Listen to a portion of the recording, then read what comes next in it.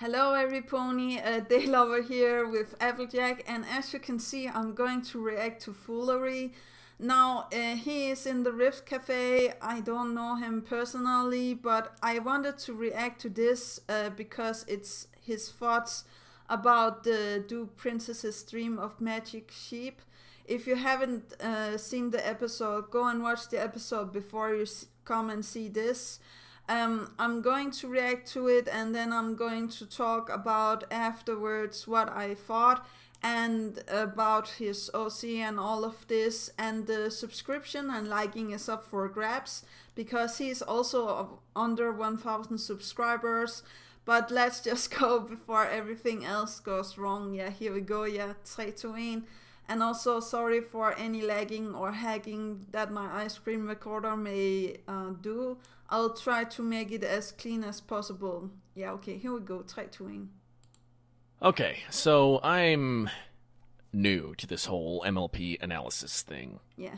Heck, I may never make another of these videos again. However, I am an avid subscriber and watcher of the MLP analysis community. MLP, for me at least, has been a coping method during some dark periods of my life. Yeah. And it's become the primary way I've been able to bond and connect with my older autistic brother. Oh, that's nice. So, yeah. To cut things short, I know my stuff. I've watched the show for a long time. I've paid attention to the analysis community. I know what a good episode is and what a bad episode is. I've just been a very silent participant in this community. Not anymore. Recently, though, there's been a string of some of my favorite analysts throwing some shade towards what's become one of my most relatable and favorite episodes. Okay, let's hear it. Yeah. Do Princesses Dream of Magic Sheep? Yes. Now, been controversial some of my favorite brony analysts have spoken out against Luna's motivations and character in this episode. Yeah. Voice of Reason and Firebrand being some of the most vocal that come to mind off the top of my head. Yeah. Some have called the episode a drama magnet, or simply ridiculous that Luna wouldn't get her sister involved. Then you have folks such as Dr. Wolf and Grandpaws taking the other side of the fence, citing Luna's character flaws and lasting guilt. Yeah. While I fall more in line with the good doctor and my favorite pony conductor, it's not over Luna's character or her flaws. It's just because I've been in her hooves. Let me explain. By sharing with you some, well, tragic backstory of my actual life. And yes, I know, I'm not looking for pity here, ladies and gents. I'm just relating to you why I feel so strongly about this episode and why I love it so much. Okay. So, once upon a time, my parents divorced when I had just left home to attend college. The emotional damage ultimately caused me to drop out, fall into financial ruin, and shack up with my mother, who was far from mentally stable herself at the time. Okay. One thing led to another, and for reasons I won't go deeply into, I messed up big time, and my mother threw me and my flank to the curb. I was tossed around from relative to relative for a time, and was even homeless for a short while. Wow. Eventually, I joined the military and spent several years out of contact from my family. When I got out of the military, my mother reached out to me. I was welcomed back into the fold. She and I knew that we had both messed up, and it was time to set aside the past. During my time in the service, I had discovered My Little Pony and watched it largely in secret. I'm willing to swear on a stack of Powerpuff Girls DVDs that this show helped me crawl out of my shell, grow a spine, and overall become a much better person. Yeah. Without the show, I don't think I would have ever forgiven my mother for throwing me out, let alone pick up the phone when she called. Sounds like a certain two princesses, doesn't it? Yeah. Well, it's a stretch, but I think it mirrors the relationship between Luna and Celestia. Even though they are sisters, they're still family. Well, I'm also willing to go on record to say that even after my mother and I reforged our relationship stronger than ever, I still beat myself up over the choices I had made that led to her ostracizing me. Yeah. That had led her to cut me off from her, my 2 brothers, my childhood home, and most of my possessions. However, I had betrayed her trust, and my actions were borderline criminal to boot. She was justified. I had been a total heel. As she welcomed me back into the family fold, that nagging pain in the back of my brain begun. So, despite it all, I fell into an even worse depression than the one that had led me to set the whole string of events in motion. Yeah. Many a sleepless night was spent staring at the ceiling, with that voice in my brain whispering insults and doubt. Yeah. I had to start using sleep hypnosis just to get a solid night's rest. I had trouble focusing at my job and eventually was fired. I was a hopeless wreck, all because I couldn't let the past go. I never received any sort of professional help. And my attempts to do so, well, the psychologists and therapists I spoke to, they weren't helping me. However, I learned to cope and also learned to sit down and talk to my mother about it all. Over time, it stopped being so painful. Sure, the depression sparks every now and then, but not as bad.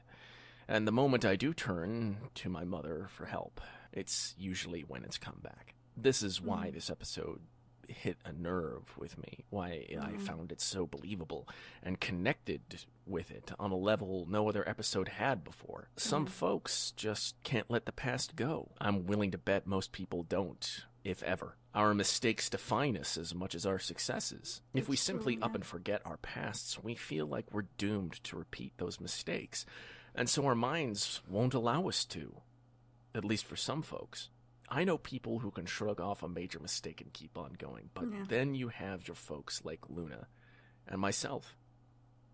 We dwell so much on our mistakes that we refuse to forget, and even use them to punish ourselves, as we feel that we've never achieved forgiveness, even when those we wronged have forgiven us several times over.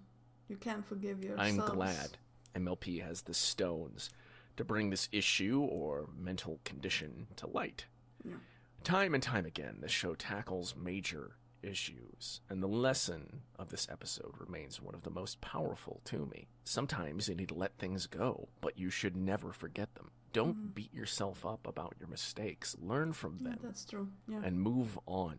It's also the first time this cartoon about pastel ponies brought me to tears. I had always liked Luna, but now she's become one of my favorites. She even overtook Cadence in my book as best princess. Oh, okay. Yeah, I was a Cadence fanboy. Fight me. Even still. No, I like Cadence too. It's funny how I've always wanted to do something like this. And it took something that I'm overly passionate about to finally put my hoof in the ring. I actually quite like this. I might make more of these. Maybe. I don't know. If you liked it. I liked it. Maybe I might do more. I should thank a few individuals within the analysis community for finally pushing me, inadvertently, to taking this step and making this video. I'd like to thank Dr. Wolf, Silver Quill, Grandpaws, I'm going Firebrand, to watch Grandpaws after. I don't know who he is. Because ultimately, if it hadn't been for a recent video of hers, I wouldn't have gotten some insight in how to go about making this video. I should probably do one of those outros like everyone else does. Alright, well, I've been Phoolery, the Jester Pony. It has been a pleasure to share these feelings with you. Have I changed your mind about this episode? Perhaps they could have tackled the issue with somebody else. Who would you rather have seen tackle the issue of forgiving oneself? Let me know in the comments below. Until next time, tatty bye, fools and fillies. Man. I'm going to stop it here before it starts the Caprion reaction. I still beat my... I'm going to stop it here. Yeah, that's a nice place to stop it. I'm going to subscribe and I'm going to like this and I'm going to share this around because I really do think like I'm actually also going to Bill. Because I think like this was very special. I know that this was one of his first stuff that he did because he did a lot of other stuff. He also did a song. I really did like that one. This one. But as you can see, he did a lot of other stuff. I don't know why he stopped the thoughts videos. Because like I think like this one was really good. I'm actually going to see the other thoughts videos that he has. But yeah, never mind that. I'm going to post this, I'm going to tweet this, and I'm going to leave a link, comment in the comment section below when I'm done with this. Now I really like his design of his OC, even though I think it's a little creepy that he doesn't have any eyes. Like I know that his OC actually have these round eyes that glows in the dark, like I think they're red or yellow. I'm not quite sure. I'm sorry if I don't know, but he's a court jester, or how to say that, or a jester pony. Like for in old times they had like in kingdoms a fool, or you know, something that is you know, entertaining and stuff like that. And I must admit, I did not expect a video like this out of him. I'm sorry, but he is usually the fool in the Rift, or how to say that, and he makes people laugh and stuff like that. So this was very you know, high emotional. I have to like this again because it's stupid. But yeah, I really do feel like this was very special for him, and also for us as the viewer. I really do feel like MLP did major impact on him and also on us. Like I do believe like the episode is a little bit rushed in the end with the Tantabus overtaking and stuff like that. But I will agree with him, like I really do feel like this is an episode of forgiving yourself, going on from your mistakes, learning from your past mistakes and getting, you know, through it, or how to say that. But I really do feel like we all have a Tantabus that we need to fight with daily, or how to say that. Now, I got rid of mine when I was 18, or at least the big part of it. So I don't have like this, like Phoolery does with him battling stuff. Because as he said, like there is ponies that can take a mistake or take a impasse, or how to say that, and then go right through it. And the only thing like I can think of like I have excused myself, or I have said I was sorry and tried to make amends for it and just move on, because or else I'm going to become you know, very sad and stuff like that, and I'm not interested. I'm only interested into my future. That is a picture right down here. And I'm only interested in, like, you know, excelling from the point where I am now to the future.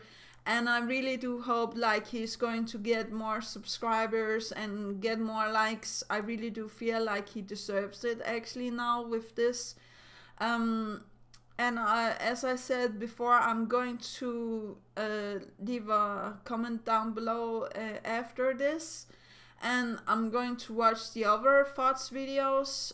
So yeah, that was actually all. And I also feel like he's good at singing. So that's what that is. But I do really feel like I agree with him in this episode.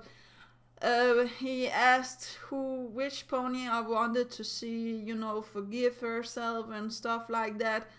And well, my favorite pony is Celestia, but I really do feel like we are not going to have an episode like that, or maybe we are going to have an episode like that into the future, with her actually turning into Daybreaker and, you know, can't, you know, come back from it, or how to say that. The reason why I feel like the ending is a little rushed in the episode is because a Tantabus is something you will never get rid of, and you have to, be fighting it into the future and stuff like that. But yeah, I do believe like we all can come to a place where we forgive ourselves and we move on, and we have people like this that is going to inspire us to go further and get through our problems. So that was actually all. I know that was a long one for Friday, but that's just the way it is. Do remember that inspiration is right around the corner. Do remember to take care of yourself and loved ones. And that is actually all. Yeah, okay, bye.